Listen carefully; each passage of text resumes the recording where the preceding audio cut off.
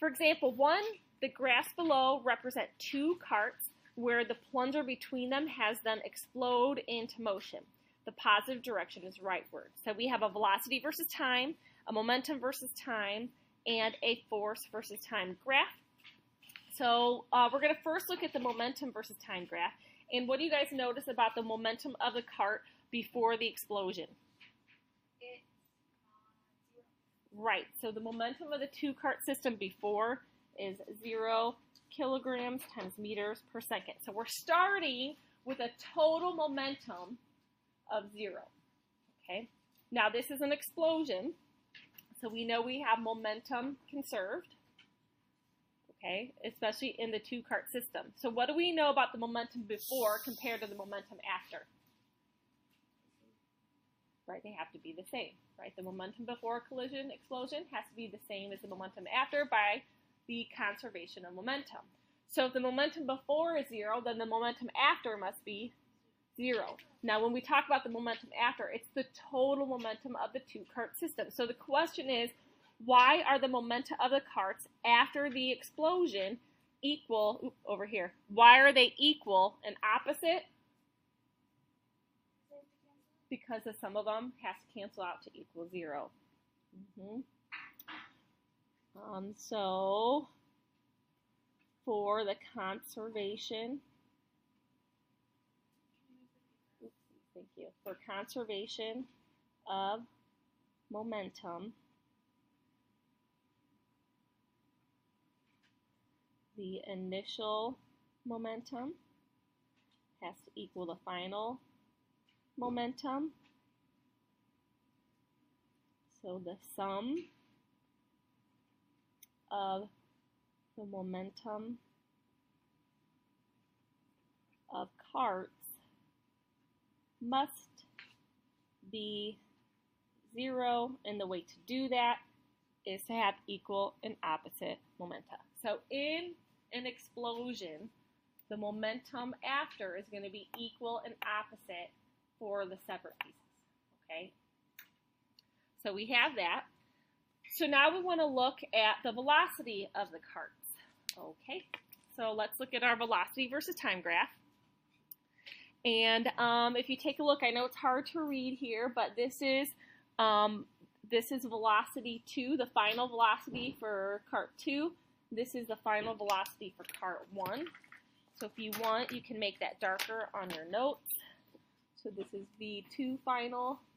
This is V1 final. This is the change V1, change V2. And this is V1 initial equals V2 initial. Okay, so we have the situation, we have the speed of the carts. The speed changes during the collision, and then after the collision, we have constant speeds. Okay, so the question is, what was the velocity of the carts before the explosion occurred? 0. So 0 meters per second is the velocity before. What direction is cart 1 moving? All right, so what direction is cart 1 moving during the explosion? Now, positive direction is rightward, so which way must this cart be moving? Yes, to the left. Why to the left? Because the velocity value is a negative value. So we know it's to the left because everything underneath the 0 line here is going to be negative. Now look at cart 2. So cart 2's up here, and what are all the values of velocity for cart 2 during and after the collision? They're all positive, and so what direction was we moving? To the right. Okay. So explain the difference in the velocity of the carts after the explosion. So let's take a look here, you guys. The velocity of this cart, right? It's a negative value, so I know it's moving in the opposite direction, so that's one thing. Okay. So we know it's moving in opposite directions. But that's not all we know. What about the speed? How can we compare the speeds? Which one has a greater speed? Yeah, so I know the speed. Yes, thanks. The speed of cart 2 is greater than the speed of cart 1.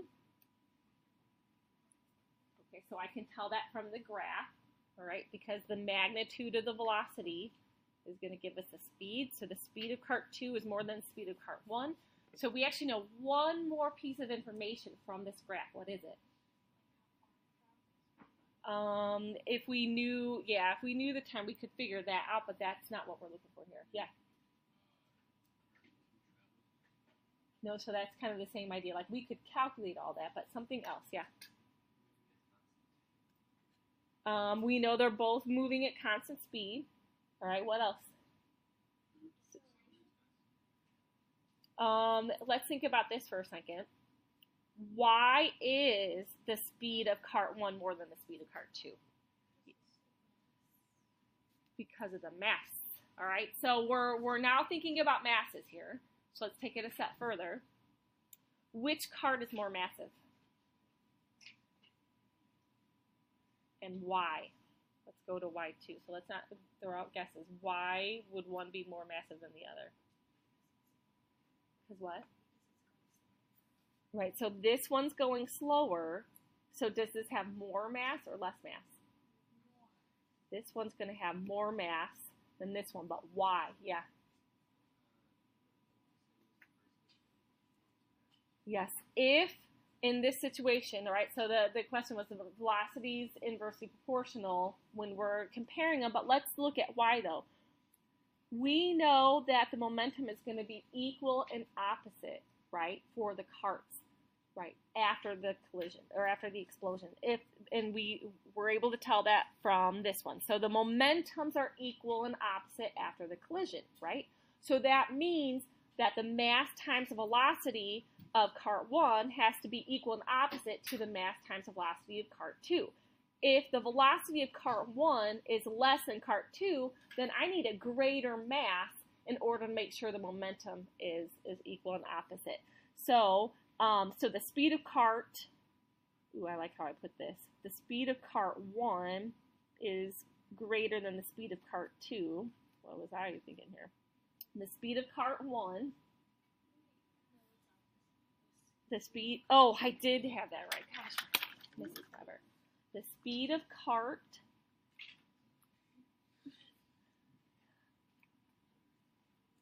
I had it and I the speed of cart 2 is greater than the speed of cart 1. So the mass of cart, what do you guys want to pick? Cart 1 or 2 here? The mass of cart 1 must be greater than the mass of cart 2. Okay. So let's look at now the force versus time graph. What does the area under the curve of a force versus time graph represent?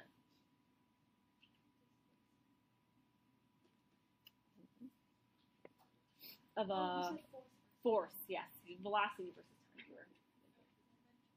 It is the change in momentum. Perfect. So this is the change in momentum.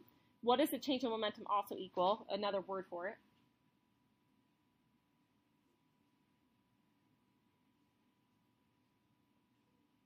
What's J stand for? Not Jason. Starts with an I. Impulse. So this is the change in momentum, otherwise known as impulse. J for impulse. All right, so let's take a look here. What do you notice about the impulse of the two carts during the collision? So let's compare the two impulse values then. They are about what? They're about the same. So the same. So the impulse is going to be the same for both carts. What do you notice about the impulse before the collision? 0. Impulse after? 0. So the big question here then is, how do we, from a momentum or from a force versus time graph, how could we possibly get the momentum versus time graph? Do we, if this were hidden here, right, see how I just did that? Do we actually have enough information to go from this graph to this graph as it is right now? Only seeing this? We don't. All right, but what could we be given so that we could get the graph? What would we need? One piece of information that we don't currently have. Not the mass, because we're going to graph the momentum, right?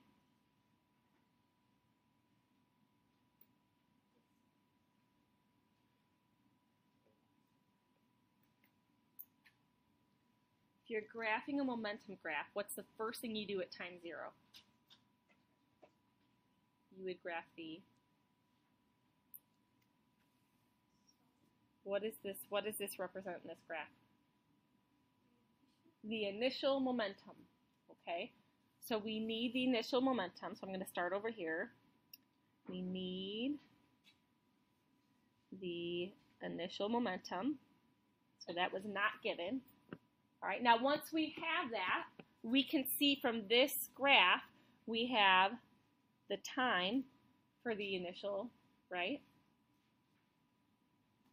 We have the time for the initial momentum. And then what happens? We have this explosion, right? And during the explosion, we can see the impulse. How does seeing this part of the graph help us? Because we can calculate or find. What can we find in this graph? Specifically, the impulse. We can find the change in momentum, right? We know that the area under the curve is the change in momentum, so we can find the change in momentum. So we can find the change in momentum, and then we can add that change in the momentum to the initial momentum. And then we can calculate, or calcute, you know. It's just so cute, these pictures. Can't get over it. So we can calculate, right, the final momentum. And then if we have no other forces working on it, what's going to happen with that final momentum? It's just going to be, is it going to increase, decrease, stay the same? Yeah, I would say the same, because on our force time graph, we can see that we're not applying any forces. So this is my final momentum is constant. Okay, so we have no change once we hit that final momentum. So in this particular graph, we have our initial, we know our time here for the final. We also know the time, right, where that impulse is occurring. So time for the impulse. So we can go from a force versus time graph to a momentum versus time if we know what that initial momentum is.